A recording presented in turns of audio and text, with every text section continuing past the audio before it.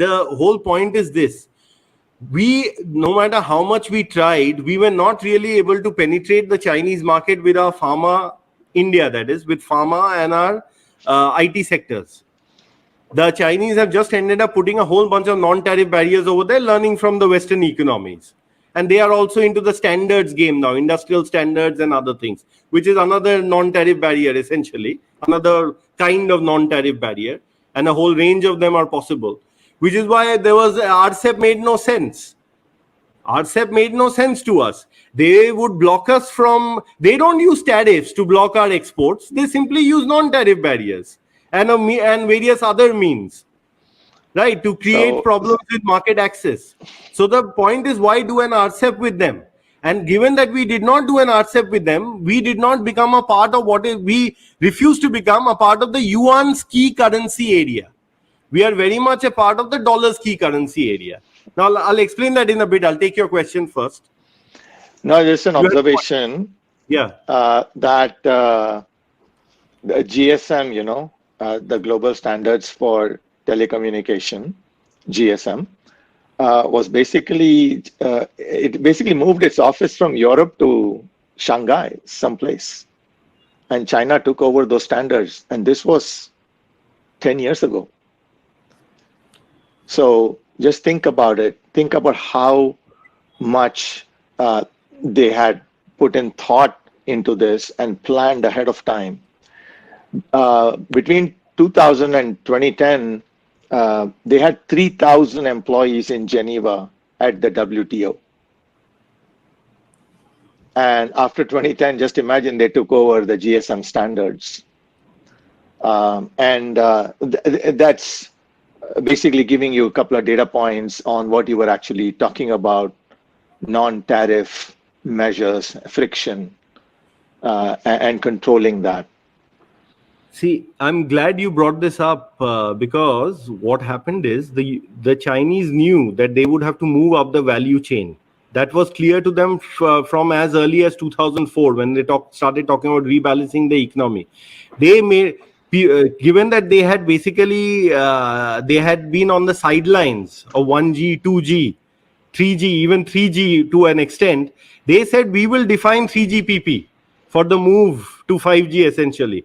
So they have a whole bunch of standards, essential patents as far as 5G technology is concerned because they invested.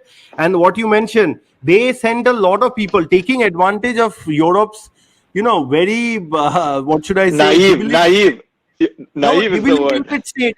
Sri Narasimhan, it's not just naive. Europe was in a has been in a terrible state since the Great Recession. So a lot of things have been bought by the Chinese under the table by them. Under the table as in a not so transparent manner from European companies. And before the Obama administration woke up to this, a lot had already gone to China. You will see there is a huge change in the quality of China's military-industrial complex also between 2010 and now. And Europe has had a huge role to play in that. And in fact, this is something that India also needs to look at. Europe still requires a partner. The Chinese don't need them so much. But India can gain from Europe because America is not going to release technology, right? So that easily. So that is also, that's a separate discussion, of course. So they did that. They have standards, essential patents. And now we are looking to make sure we don't miss the 6G bus that we define. See, the Chinese have two programs. One is called Made in China 2025, right? And the other is Made in essentially Standards of China, Made in China Standards 2035. They have understood that it is the pinnacle of any manufacturing value chain is the entity that defines the standard. Some things the Japanese understood a long time ago, right? Which is why the Japanese are afloat in many ways. The Japanese had MITI, MITI. Our NITI, Niti Aayog, they had MITI. Yeah, they had MITI, and then in the unipolar moment, they brought out a lot of research saying, no, MITI wasn't so effective, blah, blah, this, that. Now they have gone back on that. They have made an METI now. That MITI is in a new avatar called METI. Okay. So in fact, we also need a proper Ministry of Industries, which is like MITI and looks at technology acquisition from various sources in the world. So so the bottom line is that they moved in that direction. Obviously, they invest properly. There's no doubt about that. But even then, the incumbency the United States has in areas like materials for jet engines, for semiconductors, in the entire semiconductor value chain, the Chinese will not be able to, overcome so easily. That incumbency factor is very significant. And now what America is doing is, it is essentially doing the same thing it did to the Soviet Union in the 1980s.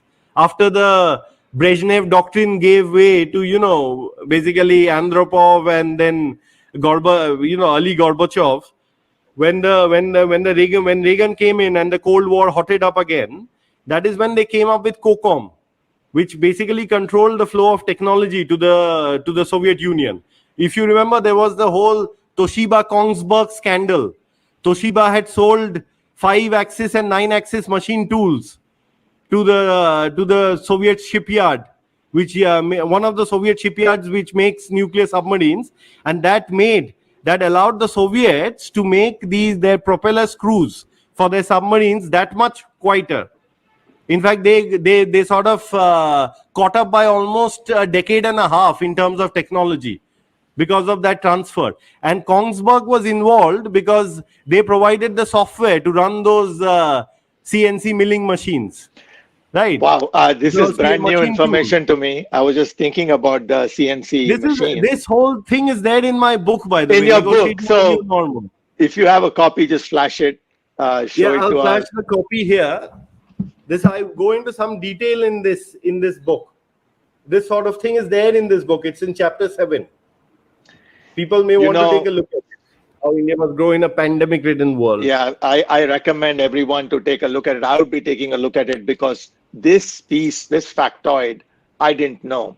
And it has so many parallels to today, right?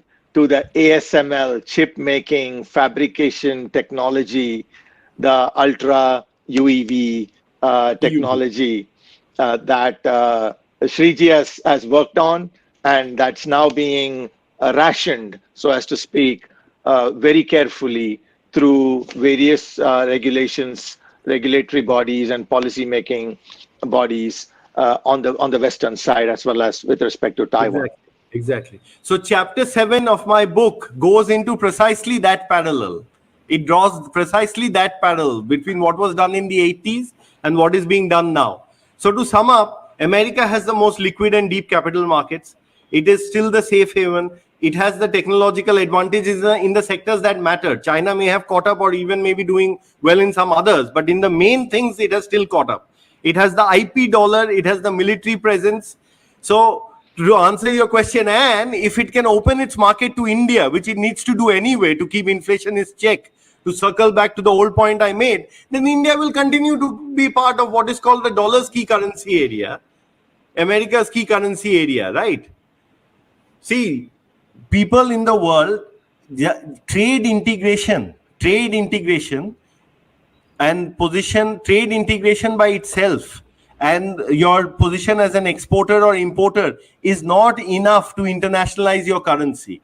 Much more important is stability, geopolitical presence, technology, and from the financial point of view, how liquid and deep are your capital markets. If I can't bring out money from your market at ease, why would I put in money into that market in the first place? This is a very, very basic question. And China is in no position to remove capital controls. In fact, it has been going in the opposite direction. So there is nobody but America left on the scene. And look, America has a lot of desirable assets, right? Even Chinese households want to go and buy houses in California. They're even buying houses in Maine. So from the Chinese household who wants to buy a tract house in Maine to some Indian company which is looking for some technology somewhere, to somebody else which is looking at a partnership, America is still the place. Even if you look at history, it took a long time for the dollar to take the pound's place, even after the United States economy had surpassed the British Empire's economy by a fair margin. So there are these hysteresis effects also, right? It takes a long time for one one incumbent to be dethroned. So this notion that de-dollarization will happen overnight, etc., is neither borne out by logic nor by history and nor by current trends. Drain our attention to the Indian economy. Give us an idea of where we stand today in terms of our health, our financial health, and what are the challenges over the next 5 years? Okay, that's an interesting question. So when we talk about our health, let us talk about the health of the banking sector, because India is still essentially a bank intermediated economy. NBFCs are extremely important, but commercial banks are still at the core of our financial sector. So now if you look at what we call scheduled commercial banks, what the whole world calls just commercial banks essentially. So if you look at the health of commercial banks, they're things like their capital adequacy, you look at their liquidity ratios, the typical metrics that we look at. So if you take capital adequacy, in India we look at capital risk weighted asset ratio. That is something like 16.1% right now. Okay, so it's way above even what norms, even Basel III requires.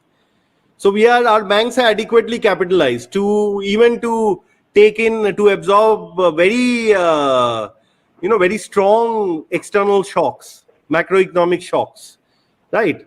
They can absorb it. At least stress tests have shown that.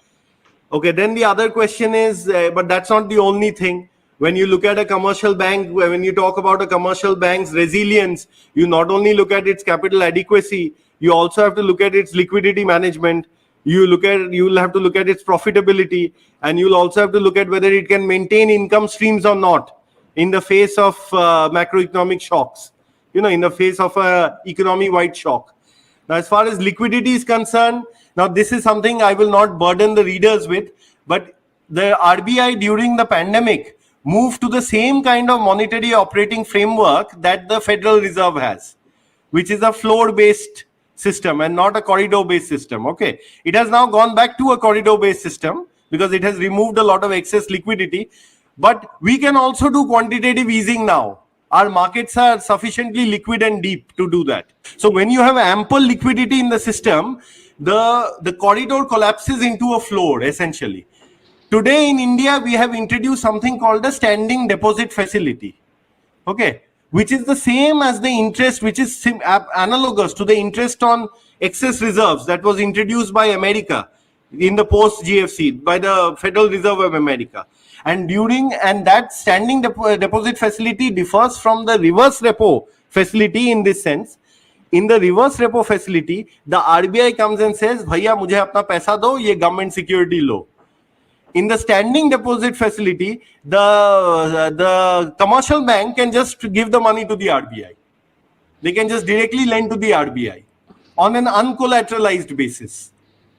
So that is another layer of financial stability which has been increased, put into the system. Because now, in an emergency situation, we can also push in a lot of liquidity and go to a floor-based system and keep the commercial banks liquid. Explain a few scenarios that can rain on this India's parade and do some risk assessment and some mitigation of those risks. So unfortunately, mitigating the risks will actually increase. For that to be effective, state control of the Indian economy will actually increase in some aspects. I'll give an example. The RBI is now looking very closely at business models of banks, because they don't just want to go by just by some cardinal parameters. They want to see whether the amount of capital adequacy and the kind of liquidity provisioning you have is in conformity with the kind of business model you have.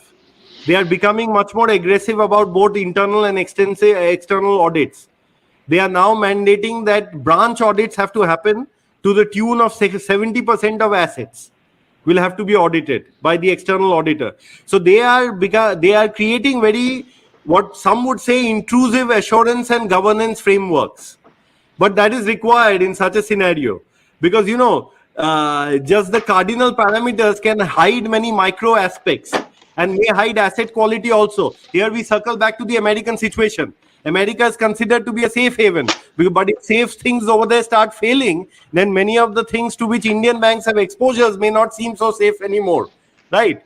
We have to move away from an incurred loss model to an expected loss model for commercial banks. Right now, provisioning is done on the basis of incurred loss, as in post facto.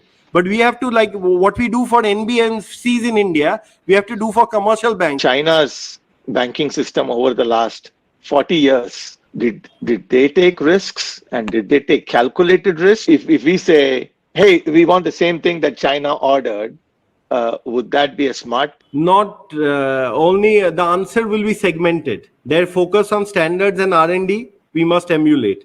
Their focus on becoming as big as possible by increasing the asset pool of your economy, by creating newer and newer airports and ports and things which are redundant, which are not going to be used or can't be monetized easily, that should not. We should build what we require. So our infrastructure planning has to be very good. We should build what is required. We talk about multimodal infrastructure, right? Multimodal transport. So we should do that properly. That should not be a euphemism. We should build what is required. We should keep in mind the resilience required in terms of environmental sustainability also. So that aspect is there. And as far as what the banking sector did, it only took risks. Let's put it that way. Okay. Because a lot of it was government owned and policy loans were given willy-nilly. In fact, we also gave a lot of policy loans and ended up in that 2012, 2013 scenario. Thankfully, we've gone back from there. And the RBI has a prompt corrective action framework now. It sequesters banks which are showing signs of stress. And now it has a stability framework, scale-based stability framework for NBFCs also. Because see, the RBI dropped the ball on ILNFS. We cannot allow it to drop the ball again. And the government has to work very closely with the RBI. It has to allow public sector banks to be properly scrutinized and not fight over the PCA. See, I'll tell you one thing. The government has done the right thing with the PLIs, etc. That is to remove the disability we have vis-a-vis the East Asian countries and attain scale in various manufacturing sectors. Once you attain scale, you can indigenize the supply chain. That is the import substitution part. And the export promotion part is because you've attained scale and you reduce your cost structure. And because you may have made better ports and port linkages, you can export. So that improves your current account position anyway, right? Because you export more, you import less. Also, because now you are a viable destination for manufacturing, a lot more FDI comes into your economy. That papers over your capital account requirements. See, Absolutely. One of the strengths of the Indian economy right now is our entire current account deficit is covered by our foreign direct investments. On the capital side, we are very well covered by FDI. So, and also we are well prepared for what is called a sudden stop. Suppose the American banks start going down and America pushes in liquidity, and there is this global safe haven effect and all money starts running over there. That will happen initially. Then money will again run back over here when interest rates decline to the zero lower bound in America. But initially when the crisis breaks, where everybody is clear that a crisis has happened, a huge volume of money will go back to America before it comes back again after the same old, debt deflation mitigating policies are used by them. So when that happens, we'll have a liquidity problem in our banks, but we will be able to deal with it. And on the macro level, we will be able to deal with it because our reserves are adequate to cover our external balances. We are much better prepared than we were in 2012, 13. Our current account deficit is much smaller, right? And on top of that, our debt service coverage ratios are also much better. I'm talking about external macro level debt. Our NPA situation has been resolved to a great extent. The gross NPAs now are below 5% for our commercial banks. So we are doing well there as well now. Also because of the pandemic, various corporate entities in India could deleverage a lot. So corporate balance sheets are also clear. So this is the time when we have to kickstart the investment cycle in India, which has been at a trough, right? Which has been at a trough for over a decade now. When we talk of the jobs crisis in India, we are essentially talking about a private investment crisis. The government can only do so much. It can do the crowding in part. It can create infrastructure, R&D. But the private sector will have to see that we need to come in. So we should not do anything that hurts demand, consumer demand in the economy. We should do things which actually aid consumer demand, because the sum total of the government push and the attraction of rising consumer demand and favorable geopolitical conditions will lead to our investment cycle getting kicked off. And once the investment cycle gets kicked off, right, we will be in a pole position by around 2038. We'll be in pole position by 2038 or so. But this is a big if. Okay, this is the opportunity. If the investment cycle doesn't kick off, then you know what is going to happen. We are going to have chronic unemployment, which is going to be, structural unemployment at 10%, close to 10%, and the attendant consequences of that, right? You will have low growth, you will have instability, so on and so forth. So those are the scenarios that we are looking at. But we are, as far as a priori, I can say we are more or less provisioned for at least one big financial shock coming from the West at the moment. And that would be my overall feeling about the matter, right? So Makes that is sense. how I put it. Thank you for that answer. You projected out to 15 years, and that means there are 3 5-year cycles to get to 2038, and that's very much a part of the politics, the geopolitics, and everything that PGurus focuses on. So Shriji, you had a question, so go ahead. Thank you. This is the last question, and we can wrap this up. Many of the banks, public sector banks, have been merging to become bigger and bigger banks. But if you drive down a road, 3 banks, which are all under one bank now, continue to have the same branches, continue to have their staff. A lot of redundancy is what I'm getting at. When do you think the Modi government is going to start, getting rid of these redundancies? Because everything is computerized now. You don't need that many people. When do you think that wind down of the workforce is going to happen in banks? See, I will not speak for a specific government, but I can say that any government, or rather whatever government we talk of, is likely to do this when the employment situation improves in India. Because right now, I can tell you something, no government is going to reduce PSU employment in a situation where stable, well-paying jobs are hard to come by. Only when private investment, because that is going to have an impact on aggregate demand in the economy. See, I said that we cannot do anything to hurt consumer demand at the moment. If you start rationalizing and you start privatizing PSUs, and that leads to a decline in that kind of employment, that is going to have an impact, especially in the urban sector, urban economies, which drive consumer demand to a great extent even now, right? So they are not going to do that. They're going to do that when the investment cycle kicks off. If the investment cycle kicks off, you will see 2 things happening very quickly in India. You will see the government finally exiting what they are calling the non-strategic sectors, and you will also see the government moving to a more liberalized labor code. See, right now somebody will say that this is a chicken and egg problem. Why not have a nicer labor code, at least something like Vietnam's? But the government also knows that given the track record of our business community, they may just end up using the lower liberalized labor code to just fire a lot of people. Okay, and that's not going to be very nice for the political economy, as you can imagine. So the government ultimately has to look after the interests, not just of businesses, but obviously of the voter on the street, right? Which is who's the main party to this entire conversation.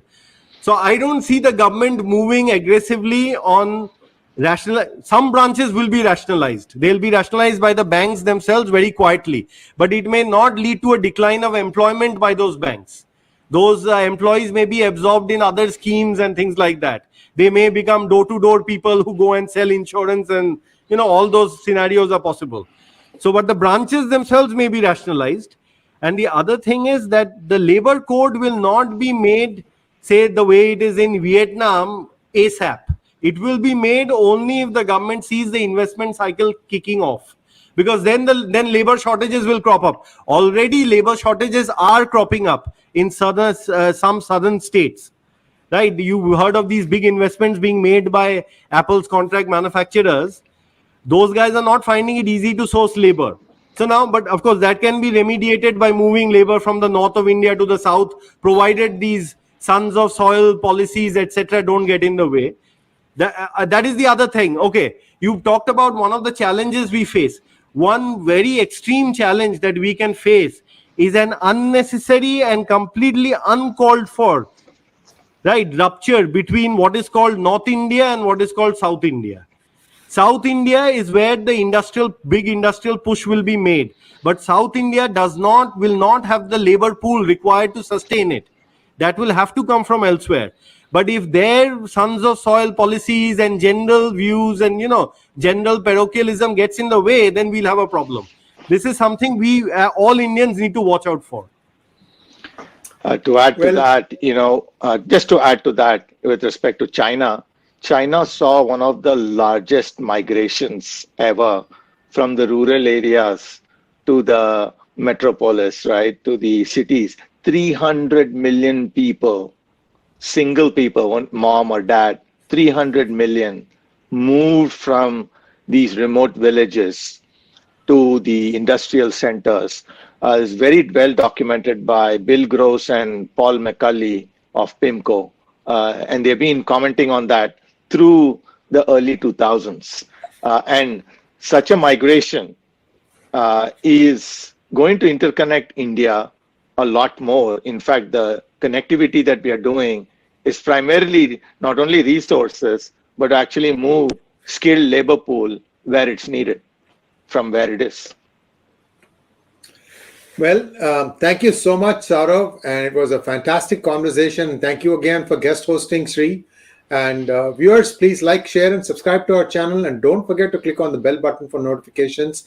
And we like Saurav to come back again and give him a big show of support by putting in your comments and questions. And we will try and reach out to Saurav if you have a lot of questions, so that we can have a follow-up session with some of these questions being asked of him. Saurav, thank you so much. And likewise, Sri, thank you so much, and namaskar.